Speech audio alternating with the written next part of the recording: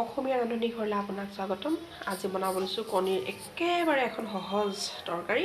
কণীৰ তৰকাৰী ৰেচিপি আমি আটাই বনাওঁ নহয় জানো? কেতিয়াবা আমি চিম্পলকৈ বনাওঁ, কেতিয়াবা আমি গ্ৰেভি কৰি বনাওঁ, কেতিয়াবা আমি বেছি মছলা দি বনাওঁ, কেতিয়াবা কম মছলা দি বনাওঁ। কিন্তু মই আজি এই ৰেচিপিটো লৈ আহিছোঁ যাতে আটাই বনাব পাৰে, নতুন শিকাৰুৱে হওক বা বেচেলৰে হওক, আটাই বনাব পৰাকৈ আজি এই ৰেচিপিটো লৈ আহিছোঁ। আহক তেনেহ'লে। সাধাৰণতে এই ৰেচিপিটো বেচেলৰসকলৰ কাৰণে বেছি ভাল, যিসকলে হোষ্টেলত থাকে নাইবা যিসকলে ঘৰৰ পৰা দূৰৈত থাকি নিজে ৰন্ধা বঢ়া কৰি খায়, তেওঁলোকৰ কাৰণে এইটো একেবাৰে সাধাৰণ ৰেচিপি লৈ আহিছোঁ। আশা ৰাখিছোঁ আপোনালোকে এই ৰেচিপিটো নিশ্চয় আদৰি ল'ব। একেবাৰে সহজ, একেবাৰে চিম্পুল কণী আৰু আলুৰ তৰকাৰী। গতিকে আহকচোন আজি আমি বনাওঁ কণী আৰু আলুৰ তৰকাৰী একেবাৰে সহজ, একেবাৰে চিম্পুলকৈ।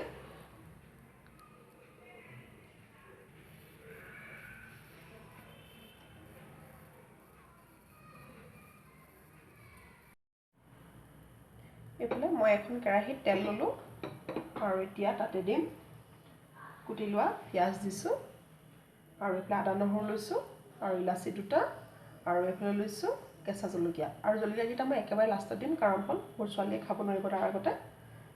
এতিয়া প্ৰথমে পিঁয়াজখিনি দি ল'ব, আৰু তাৰপাছত দিব নিমখ। নিমখে পিঁয়াজ সোনকালে সিজাত সহায় কৰে, গতিকে নিমখ দিব, আপোনাৰ কিমান লাগে সেইমতে দিব। এতিয়া অকণমান লৰাই দিব, আৰু জুইটো আপোনাৰ নিজৰ পচন্দমতে জুইটো কিমানটো ফ্লেমত ৰাখিলে আপুনি ভাল পায় সেইমতে জুইটো ৰাখিব। আৰু এতিয়া আমি তাতে দিম গোটা জিৰা। গোটা জিৰা দিছোঁ, তাৰ কাৰণটো হ'ল মোৰ ওচৰত জিৰা পাউডাৰ নাই, গতিকে গোটা জিৰাই কাম চলাইছোঁ। আৰু এতিয়া এইধৰণে ভাজি ল'ব অকণমান।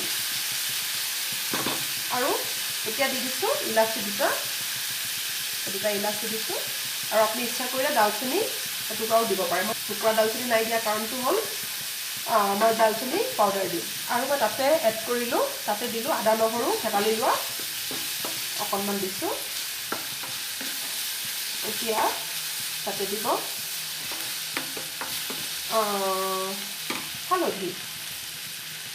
হালধি দিব আপোনাৰ প্ৰয়োজন মতে, লৰাই দিব। খুব ধুনীয়া স্মেল এটা আহিলেই চাওক, এতিয়া পিঁয়াজখিনি অলপ সময় সিজিবলৈ দিব। তাৰপাছত আমি বইল কৰি লোৱা আলু আৰু কণী দিম। মই এইফালে দুটা আলু বইল কৰি লৈছোঁ, আৰু আলু ভাততে দি দিলোঁ, আৰু এইফালে কণী বইল কৰি লৈছোঁ। আৰু কণী মই ভাতত নাই দিয়া, কণী মই এক্সট্ৰাকৈ বইল কৰি লৈছোঁ, কাৰণটো হ'ল কেতিয়াবা কণী বেয়া ওলায়, সেইকাৰণে মই কণীখিনি বেলেগকৈ দিছোঁ, বইল কৰি লৈছোঁ, আৰু আলু ভাতত দিলোঁ। গতিকে এতিয়া আমি এয়া চাওক আমাৰ এইখিনি হৈছে। এতিয়া তাতে দিম আলু দিছোঁ। আলু আপুনি মন কৰিলে বাকলি আঁতৰাই দিব পাৰে, কিন্তু মই বাকলি দি দিছোঁ, কাৰণ বাকলিত বহুত ভিটামিন থাকে। চাওক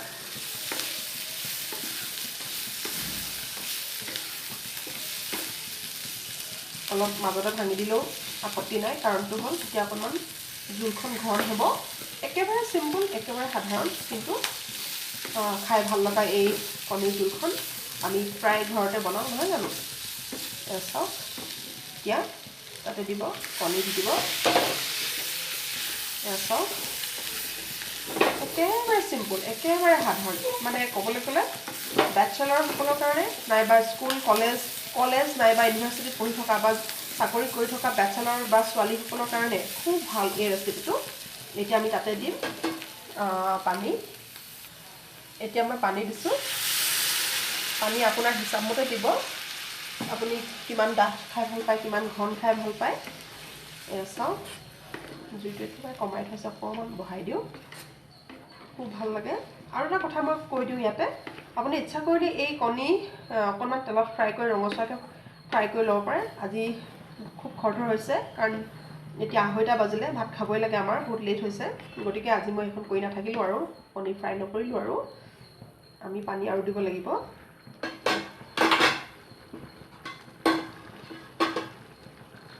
পানী আৰু দিছোঁ।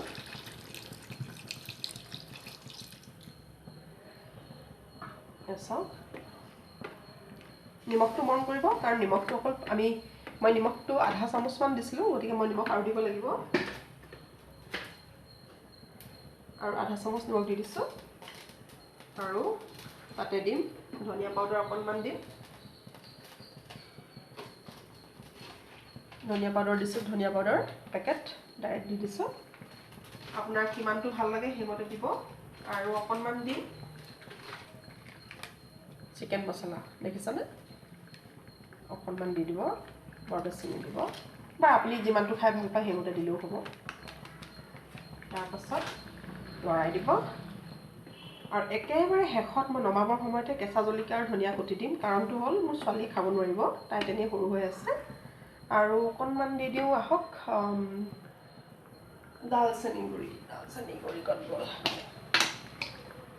এইখিনি হ'ল দালচেনি, এয়া হ'ল দালচেনি গুড়ি, মই গুড়ি কৰি থৈ দিছোঁ।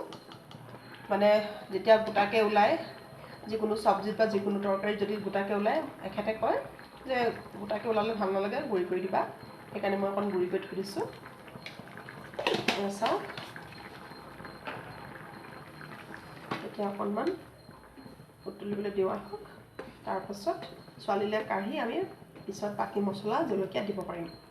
নিমখটো চাওঁ দেই, পাৰফেক্ট, একদম পাৰফেক্ট। এতিয়া অকণমান উতলক আৰু তাৰপাছত ছোৱালীলৈ কাঢ়ি ল'ম। চাওঁচোন আহক, এয়া আমাৰ আলু আৰু পনীৰ তৰকাৰী ৰেডি হ'ল। মই এতিয়া ইয়াৰ পৰা অকণমান কাঢ়ি থৈ দিম ছোৱালীৰ কাৰণে, তাৰপিছত আমি আমাৰ কাৰণে জলকীয়া দিম। এয়া চাওক, মই মোৰ ছোৱালীৰ কাৰণে তাইৰ কাৰণে জলকীয়া নিদিয়াকৈ কাঢ়ি ৰাখিলোঁ। আৰু এতিয়া তাতে দিব লৈছোঁ, এইফালে লৈছোঁ কেঁচা জলকীয়া দিছোঁ। আৰু তাতে অকণমান দিম শুকান জলকীয়া গুড়ি, কাৰণ অকণমান জলকীয়া গুড়ি দিলে মানে ৰংটো আহে, ধুনীয়া লাগে। এয়া চাওক, খুব ধুনীয়া ৰং এটা আহিব। এয়া চাওক, ভাল লাগিছে নহয়নে? একদম চিম্পুল হয়, একদম সাধাৰণ, খৰধৰকৈ বনাই খাই যাব পাৰি, খুৱাব পাৰি, নহয় জানো? সেইকাৰণে মই এই কণী তৰকাৰীখন খুব ভাল পাওঁ। মই এনেধৰণে বনাওঁ, গতিকে মই আপোনালোকৰ লগত শ্বেয়াৰ নকৰি নোৱাৰিলোঁ। এয়া চাওক, আৰু অকণমান দি দিওঁ, বাছ ভাল লাগিব দিয়া। আৰু তাতে দিব লৈছোঁ কেঁচা, তাতে দিছোঁ ধনিয়া পাত। আৰু এয়া আমাৰ কণী আলুৰ তৰকাৰী, একেবাৰে চিম্পুলকৈ বনোৱা কণী আলুৰ তৰকাৰী, একেবাৰে সহজকৈ বনোৱা কণী আলুৰ তৰকাৰী ৰেডি হ'ল। চাওক কিমান ধুনীয়া লাগিছে নহয়নে? খুব ধুনীয়া গোন্ধ আহিছে। নিমখটো একেবাৰে একদম বঢ়িয়া। মানে গৰম ভাতৰ লগতে হওক, ঠাণ্ডা ভাতৰ লগতে হওক, ৰুটিৰ লগতে হওক, আপুনি খাব পাৰে এই তৰকাৰীখন, খুব ভাল পাব। বনাই চাবচোন, খাই চাবচোন, এই ধৰণে এদিন নিশ্চয় ভাল পাব।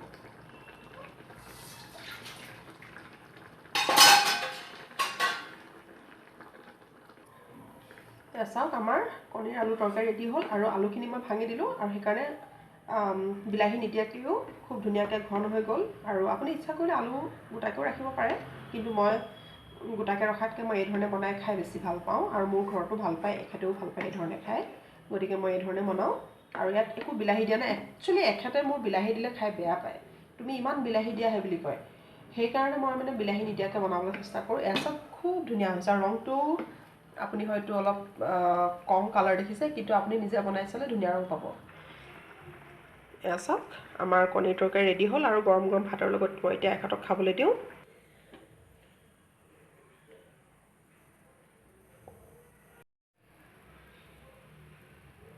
এয়া চাওক, আজি আমাৰ কণীৰ তৰকাৰী ৰেডি হ'ল। আৰু এইফালে গৰম ভাত দিছোঁ, আৰু পিঁয়াজ দিছোঁ দুটুকুৰা, এটুকুৰা কেঁচা জলকীয়া, এটা কেঁচা জলকীয়া, বাছ ইমানেই আজিৰ কাৰণে। একদম চিম্পুল চাহ। আৰু কণীৰ তৰকাৰী থাকিলে এখেতক আৰু একো নালাগে, একদম মানে অন্য চব্জি দিলেও তেখেতে খাবলৈ অকণ টান পায়, গতিকে কণীৰ তৰকাৰীখনেই হৈ যায়। গতিকে সেয়ে মই আজি একো নবনালোঁ। আৰু ভাত পিছে ইমান কমকৈ নাখায়, আৰু কেইটামান খায়, কিন্তু সজাবৰ কাৰণে ইমানকেইটা দিছোঁ, পাছত লাগিলে আকৌ দি দিম। গতিকে আশা কৰিছোঁ আপোনালোকে আজি এই ৰেচিপিটো নিশ্চয় ভাল পালে। একদম সহজ, একেবাৰে ইজি কণীৰ তৰকাৰী। আশা কৰিছোঁ আপোনালোকে আজি ৰেচিপিটো নিশ্চয় ভাল পালে। যদি ভাল পালে তেনেহ'লে লাইক, শ্বেয়াৰ, কমেণ্টছ কৰিব, লগতে ছাবস্ক্ৰাইব কৰিবলৈ নাপাহৰিব, ওচৰত থকা বেল আইকন দবাবলৈও নাপাহৰিব।